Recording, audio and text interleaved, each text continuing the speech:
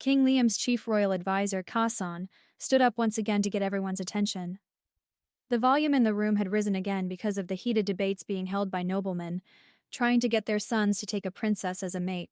But no one had yet to volunteer. The king was tired of waiting for a volunteer, so he was going to try and take the matter into his own hands and force someone to do so. Quiet. Be quiet. King Liam wishes to speak, Kason announced again. King Liam stood calmly. His dragon Adonis was advising the king to use his kingly authority and Adonis's authority.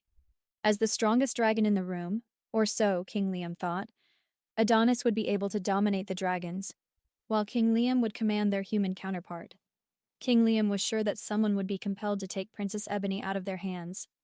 King Liam had agreed with Adonis that it was a very good idea. Liam proceeded to run the idea to Kasan, who said it can't hurt to try. Let's do it, King Liam had happily exclaimed. It was obvious that despite all the heated arguments, fathers and sons were not coming to any sort of agreements, and King Liam had to do something. King Liam was about to open his mouth and proceed to command with all the power he had, that the young men had to voluntarily come up and claim Princess Ebony, and stand before him, and he would pick out of them the one that he thought would be suitable enough for Princess Ebony. King Liam had visions of the young suitors groveling and yelling, "Pick me, pick me." All of a sudden something happened and he could not speak.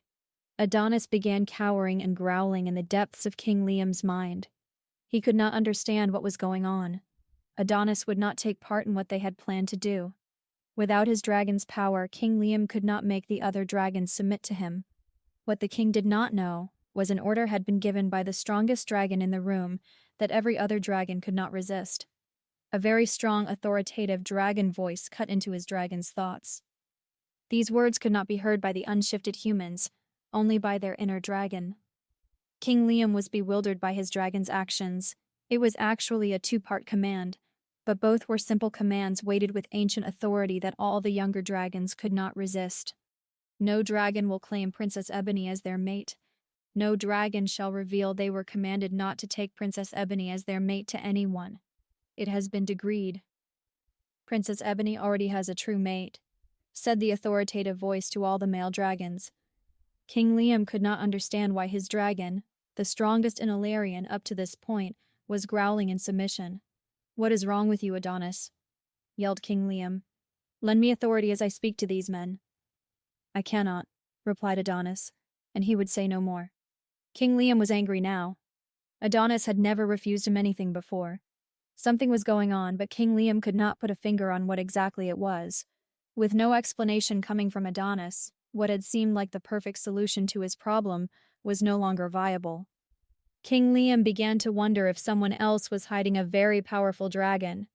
Since Radion only allowed a portion of his power to be revealed at any one time, and the fact that Prince Grayson didn't go around bragging that he had an ancient dragon, King Liam had no idea just how powerful Radion was. Besides, Prince Grayson was only a prince. He did not hold the authority of a king. There was no reason for the king to suspect him. Surely Princess Ebony was not wielding some kind of power from her room through her dragon, King Liam thought. No, that was not possible. King Liam had sent someone to find out where his daughter had gone.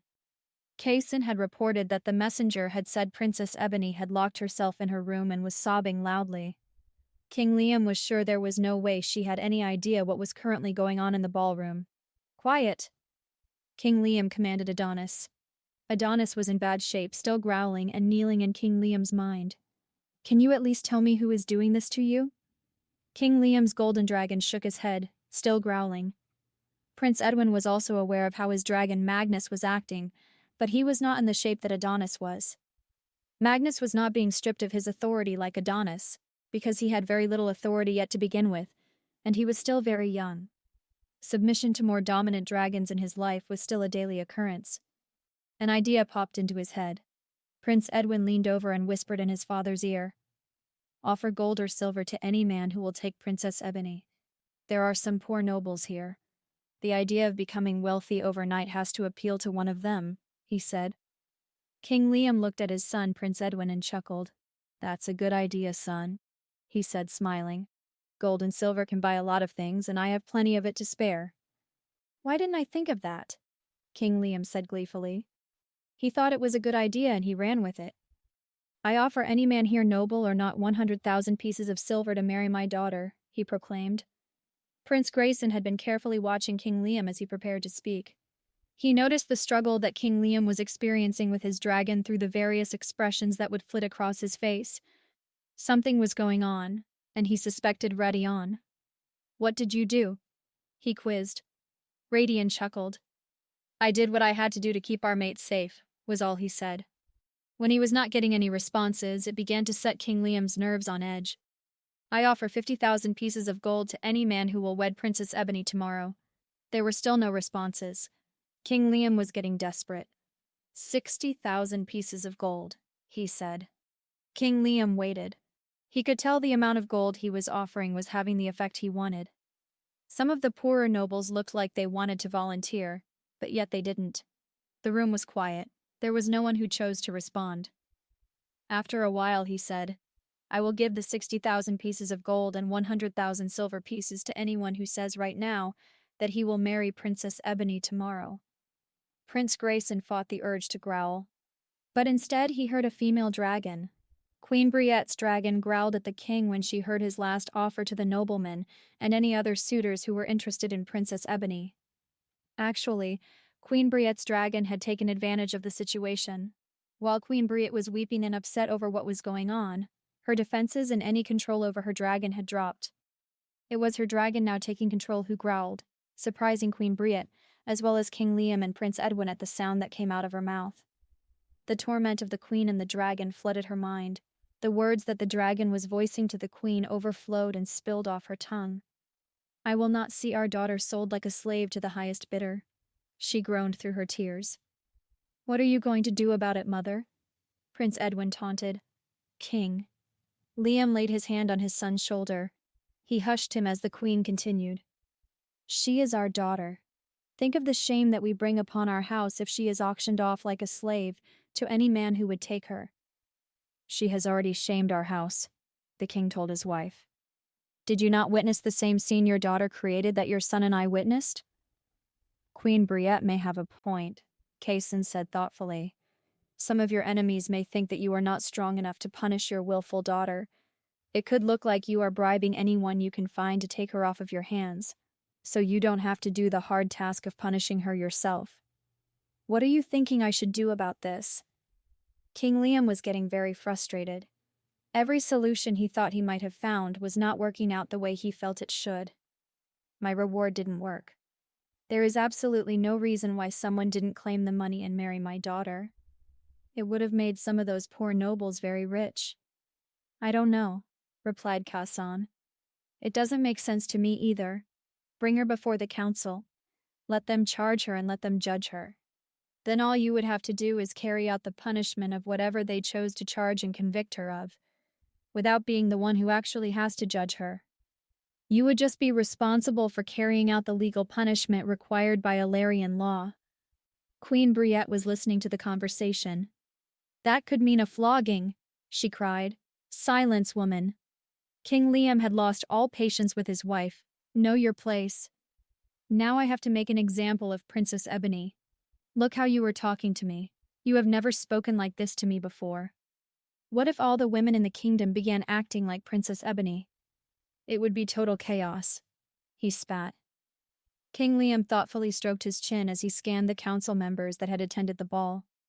None of the council members looked happy at all. "What do you think they are discussing?"